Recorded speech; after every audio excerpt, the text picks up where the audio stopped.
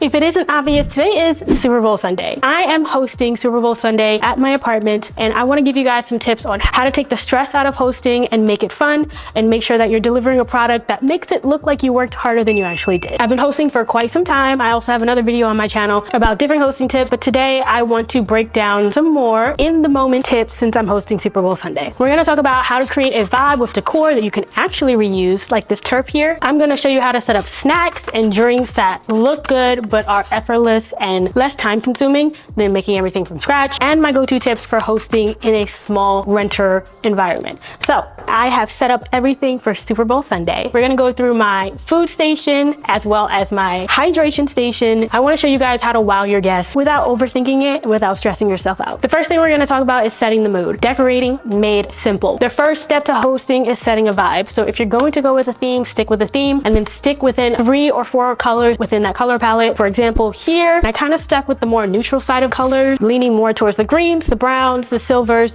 and a little bit of gold. Once we got a theme and the color palette down packed, then we can focus on different decors that we can DIY and reuse for different events. For example, this turf right here, if you don't put lines on it, you can definitely reuse it for other events like barbecues or for Easter that's coming up shortly.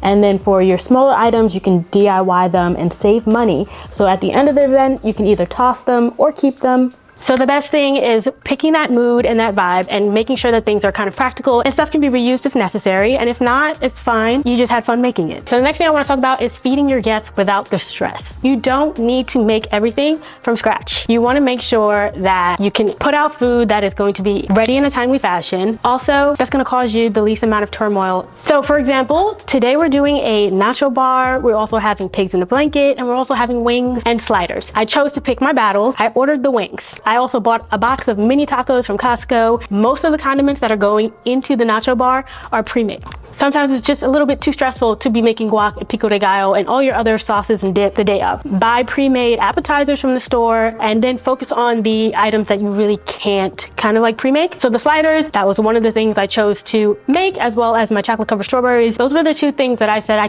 can handle. Everything else is going to be catered or ordered in from a store like Costco. What helps enhance your food is adding layers, tiers, and multiple trays for your food setting. So here I have a 2-tiered tray that I'm going to put my sliders on. I also have another tray which I'm going to have fries on. I'm going to add the wings down here, but you can tell that there's levels to this display. That's what makes it a little bit more elegant and a little bit more like you tried harder, even though you purchased most of your food from the store or you catered it. So use trays and different bowls and different variations of height to add to your food display. We're going to talk about drinks that get the party started. Okay, you want to make sure that you're encompassing everyone. That means mocktails, cocktails, sodas, waters. Over here I created my hydration station. I have 2 cocktails because today, like I said, is Super Bowl. We have the Chiefs and we have the Eagles. 2 cocktails that do have alcohol in it, but we also have sodas and waters for people who don't feel like indulging in alcohol. So when planning your events, you can have signature cocktails, you can have signature mocktails. This just shows your guests that you kind of thought outside the box and you just want it to be a little bit more extra. And to elevate it even more, you can add custom labels. But once you set up your drink station, it also doubles as decor. So it's not just like a case of water laying on the floor. You want to add certain elements. So for example, for the water bottles, I custom designed a water bottle label looking like the refs. I also picked up some of these football tumblers from Dollar Tree, super cheap. So these tumblers cost me $1.25 each, and I bought 10. My dispensers are also super cheap. They're from Target. I bought them a long time ago. They're about $10 each. And then I just added some vinyl over the mirror just to enhance it. And now, like I mentioned, this station not only doubles as a functional drink station, it also doubles as decor. Let's talk decor and DIY. I mentioned it briefly, but DIYing certain things could make a huge impact for your event. For example, I did DIY some of these goal posts. They both have each team, the Eagles and the Chiefs. I used my Glowforge to cut out their name on a backing with a football. And I got the goal posts from Party City. They were on sale for about $6 because we all know Party City is going out of business. So be sure to snag things, especially when you can find places that are having a closing sale. You can get your decor super, super cheap. I also decided to DIY this football trophy. Little elements like this just add to the aesthetic of your party. There are small details here that make a big impact. I bought both of these from the Dollar Tree. They're 2 separate pieces. Would you know that this was a candle stand? Yeah.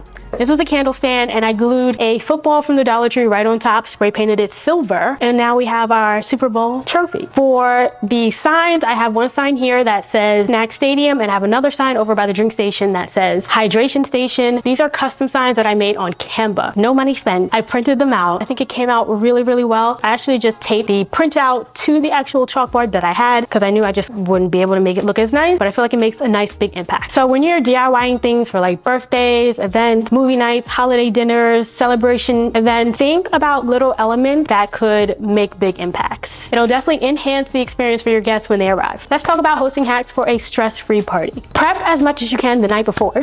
I actually start prepping a week before, and I've mentioned this in my previous hosting video. There are things that I make leading up to the week of, and prepping the night before. I usually take that night to prep food, and I do my DIYs the week of. Set up all your decor like I have here. Nothing is actually filled here yet, and we're gonna set everything out. I've already pre-made my patties for my sliders. We have the cocktails ready to go. I have everything else ready to pop into the oven. You wanna do this so you're not rushing, and you wanna enjoy your experience as a host. Time and time again, there have been times where I rushed or have been doing things at the last second and it took away from my hosting experience. One, gave me a headache because I probably didn't eat that day. Two, just put me in a bad mood, and you really don't want to be in a bad mood when you're trying to host an event. Also, keep the menu simple. Unless you're catering and outsourcing, keep the menu simple. Simple but balanced. Have one or two main dishes with a few finger foods and some snacks. Also, don't forget to create interactive moments. So this is one of my favorite parts of my event. When I host, I want something to be a little bit out of the box. You guys know I love smart technology, and I somehow involve it in my everyday experiences. I have my Philips Hue light set up to go off with the game. So every time there's a score or every time there's a touchdown, my lights will light up in the entire house. One, will wow my guests the first time they see it, and two, just add to the atmosphere. Also have set up commercial bingo for Super Bowl. I'm going to be passing that out to all of my guests, and one lucky winner is going to have the opportunity to win a gift card. The more interactive things you create for your event, the more excited and impressed your guests are going to be.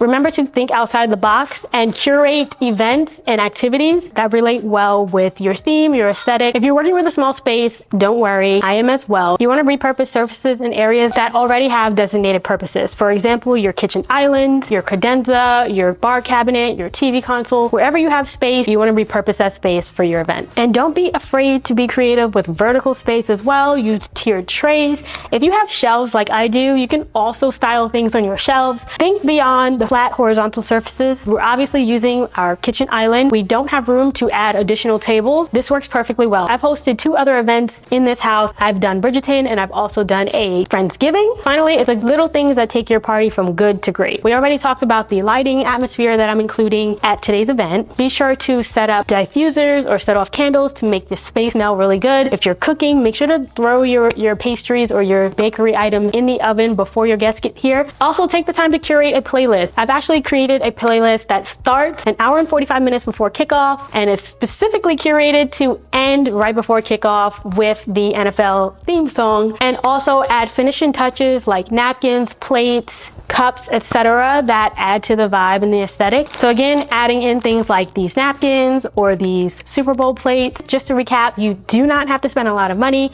You do not have to overextend yourself with cooking. You can curate and DIY a lot of decor. Make sure you can also repurpose that decor for other events in the future. Also, be sure to add in those final touches that are going to add a lasting impression on your guests, whether it's the aroma in the room or the lighting in your space, or you have a bunch of activities that relate to the event that you're hosting. With these tips, you're going to create an event that your guests will rave about no matter what the occasion is. At this point, I'm a pro at this. I host all the time and I take it very seriously. So if you found this video helpful, be sure to give the video a thumbs up. Also, if you have your own hosting tips that you'd like to share with everyone, make sure to leave a comment down below. And if you made it all the way to the end of this video, be sure to comment hostess with the mostest. And I'll catch you guys in my next one. Peace.